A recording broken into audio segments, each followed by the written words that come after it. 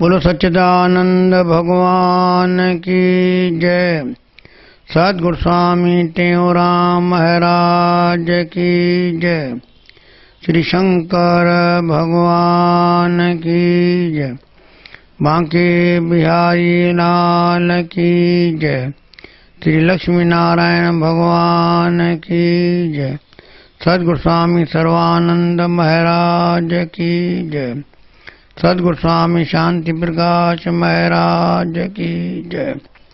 सद्गुरु स्वामी बसंतराम महाराज की जय। सद्गुरु स्वामी हरदास राम महाराज की जय। प्रेमियों, कुछ समय पहले एक प्रेमी ने शंका की थी, प्राचीन समय में भौतिक सुख सुविधाएं न होने के कारण भी लोग बहुत प्रसन्न शांत चित्त रहते थे, और आज के युग में भौतिक सुख सुविधाओं, अनेक पदार्थ होने के बाद, धन धान्य होने के बाद भी जीव अशांत क्यों रहता है? इस विषय में आप थोड़ा प्रकाश डालें। पहले जमाने में जो लोग थे वो जिस अवस्था में रहते थे उसी अवस्था में बड़े खुश रहते थे, क्योंकि उनके मन में कोई भी विशेष चाहना नहीं थी, अर्थात उनके मन में संतोष रहता था। संतोषी प्राणी हमेशा सुखी रहता है। पहले जमाने में जो जिस स्थिति में रहता था वो उस स्थिति में प्रसन्न रहता था। आज उससे उल्टा है, जो प्राणी जिस स्थिति में रहता है उस स्थिति में दुखी रहता है। उसका कारण है जो मैंने पहले बताया कि संतोष रहना। गरीब के पास जो सुख सुविधा थी वो उसी में सुखी रहता था।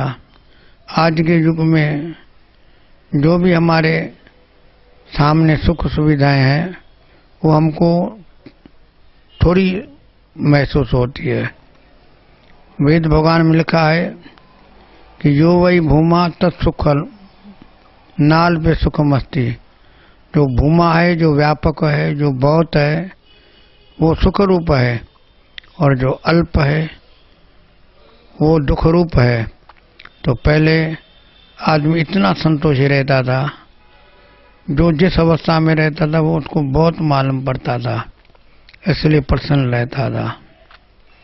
और भी कारण है कि उनके मन में आज के युग में सोने से लेकर के सोने तक नेगेटिव विचार आते हैं।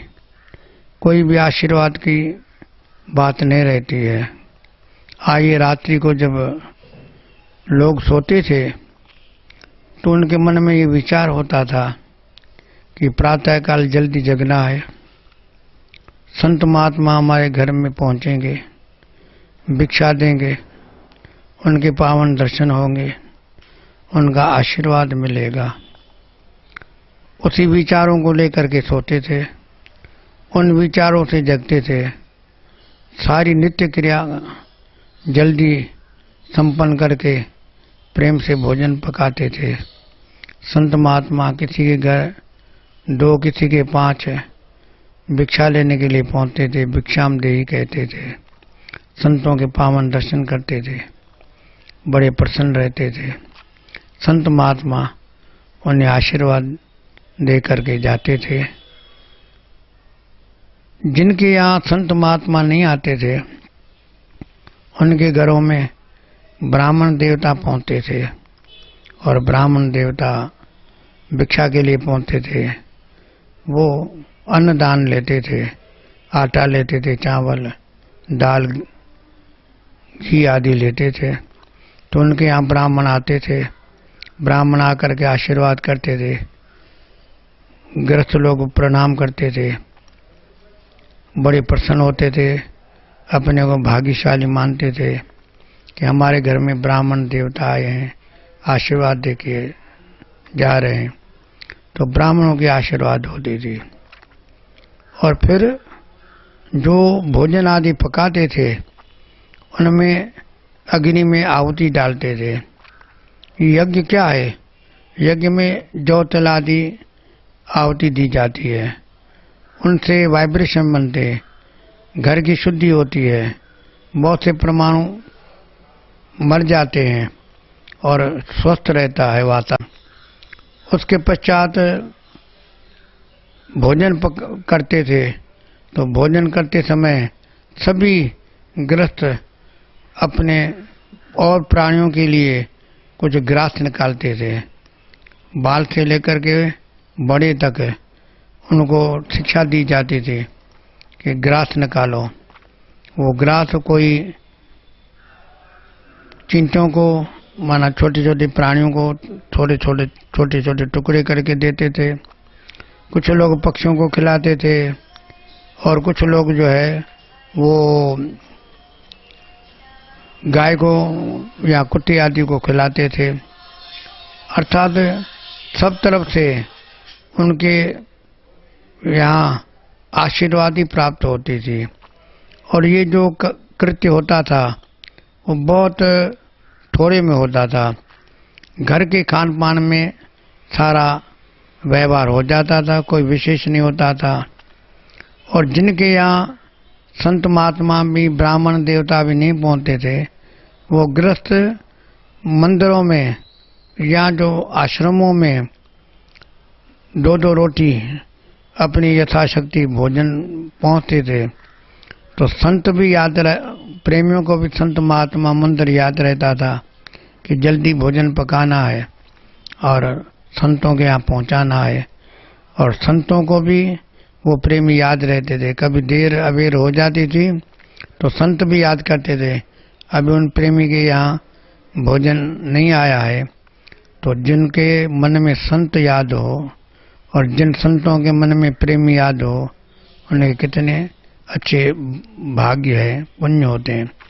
आज के युग में ये सब बातें हमारी निकल गई है, तो हमारे मन में केवल सोने से लेकर के सोने तक मैं क्या खाऊं, सुबह क्या खाना है, दोपहर को क्या खाना है, नाश्ते को क्या खाना है, रात्रि को क्या खाना है, कहाँ जाना है, क्या काम करना है। जबकि हमारे सतशास्त्रों में मनु महाराज ने लिखा है कि ब्राह्म मुहूर्त में उठ करके धर्म और अर्थ का चिंतन करना चाहिए। धर्म का मतलब है आगे के जीवन में कैसा सुख प्राप्त हो, उसके लिए भी विचार करना है। और व्यवहार का अर्थ माना या व्यवहार में भी चलना है, तो उसके लिए भी हमें सोचना चाहिए। आज सोने से लेकर के और जगने तक है क्या क्या प्राणी सोचता है, आप सभी लोग जानते हैं। हम चाहेंगे कि यदि हमारे जीवन में सुख हो, स्वास्थ्य हो, मन की शांति हो, तो हम ऐसे आचार विचार करेंगे तो हमारे जीवन में अवश्य सुख होगी। न होते हुए भी संतोष जिनके यहाँ है वे हमेशा प्राणी सुखी रहते हैं। तो आप लोगों को ये प्रेरणा है कि हम जीवन में संतोष रखें, तो संतोषी बनेंगे तो लक्ष्मी माता की, नारायण भगवान की कृपा हमारे ऊपर बनी रहेंगी। बोलो सच्चिदानंद भगवान की जय।